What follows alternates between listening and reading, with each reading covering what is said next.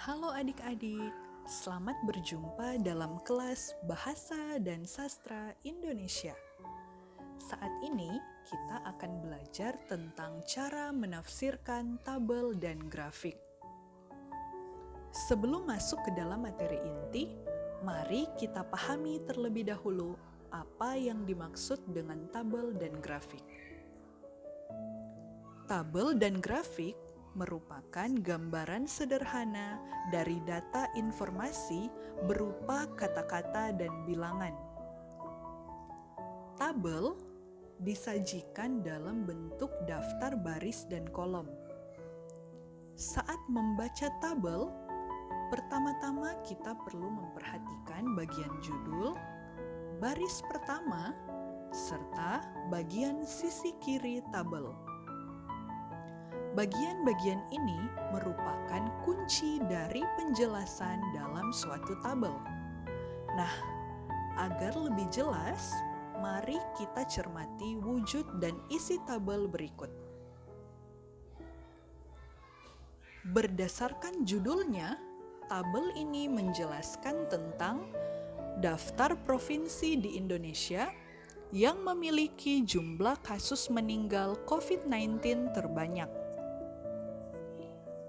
Kita bisa melihat dalam baris pertama terdapat informasi mengenai nama provinsi serta rincian jumlah kasus meninggal sejak COVID mulai merebak sampai dengan tanggal 26 Maret 2020, juga data pada tanggal 27 Maret 2020, dan kumulatif atau jumlah keseluruhan dari data kasus meninggal COVID-19 di 5 provinsi yang ada di Indonesia. Kemudian, kita bisa memperhatikan sisi kiri tabel yang menyajikan nama-nama kelima provinsi yang memiliki jumlah kasus meninggal terbanyak. Ada Provinsi DKI Jakarta, ada Provinsi Yogyakarta, Provinsi Jawa Barat, Jawa Timur, dan Jawa Tengah. Saat membaca tabel, kita juga harus mengajukan pertanyaan mengenai informasi yang disajikan.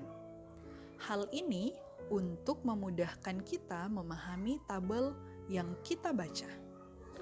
Sebagai contoh, kita bisa bertanya tentang berapa banyak jumlah kasus meninggal di Provinsi DKI Jakarta sampai dengan tanggal 26 Maret 2020. Jawaban dari pertanyaan tersebut adalah 48. Contoh pertanyaan lain yaitu berapa total kasus meninggal dari kelima provinsi pada tanggal 27 Maret 2020? Jawabannya adalah 7. Selain mengajukan pertanyaan, kita juga bisa membaca tabel dengan tetap fokus pada tujuan atau pencarian informasi yang ingin kita peroleh. Misalnya, kita hanya butuh informasi tentang Provinsi Jawa Timur. Berarti kita bisa fokus pada baris nomor 4 dalam tabel. Di sana kita akan melihat berapa jumlah kasus meninggal pada Provinsi Jawa Timur. Sekarang, mari kita berpindah ke gambar grafik. Grafik terdiri dari 3 jenis, yaitu grafik garis, grafik batang, dan grafik lingkaran. Ketiga grafik ini memiliki fungsi yang sama dengan tabel, yakni untuk menyederhanakan informasi berupa kata-kata dan bilangan agar pembaca dapat lebih mudah untuk menafsirkan informasi yang dibaca. Mari kita lihat grafik produksi beras Kecamatan X berikut ini. Pada grafik garis ini, kita bisa melihat dari tahun ke tahun terjadi peningkatan dan juga penurunan produksi beras di Kecamatan X. Grafik yang naik ke atas menunjukkan angka kenaikan produksi, sedangkan grafik yang menunjuk ke bawah menunjukkan angka penurunan produksi. Dari grafik ini, kita bisa melihat bahwa produksi terendah beras di Kecamatan X berada pada tahun 2000, yakni hanya sebesar 50 ton beras.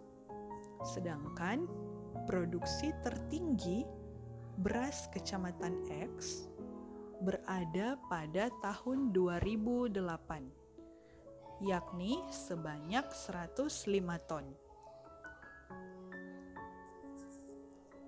Kita juga bisa melihat bahwa pada tahun 2004 sampai dengan tahun 2008, produksi beras di Kecamatan X terus mengalami peningkatan. Sedangkan pada tahun 2008 sampai 2009 terjadi penurunan yang cukup signifikan dalam produksi beras di Kecamatan X.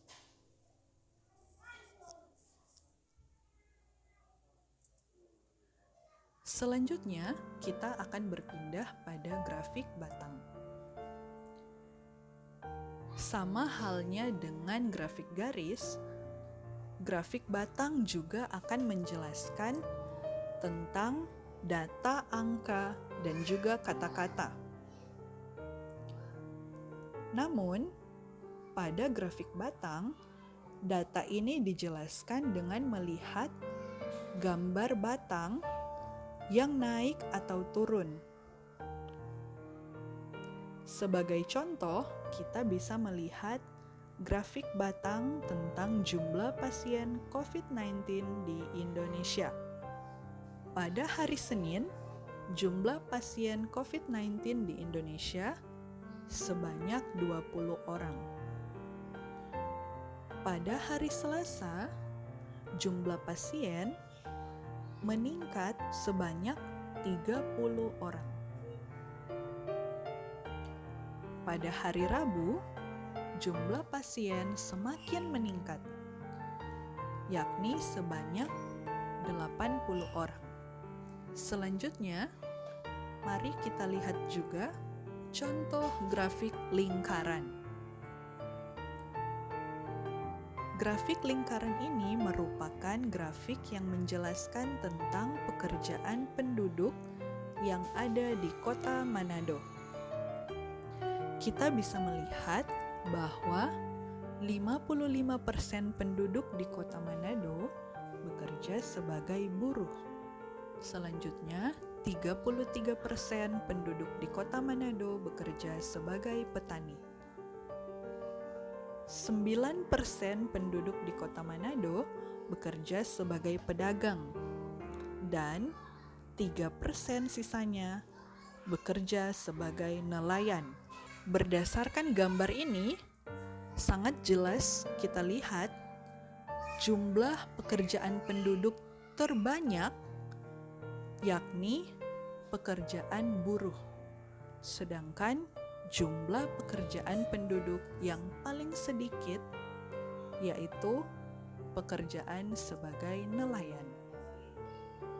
Demikianlah beberapa contoh tabel dan grafik serta cara membaca, menafsirkan, dan menyimpulkannya. Semoga adik-adik bisa lebih mudah untuk membaca tabel maupun membaca grafik setelah menonton video ini. Terima kasih.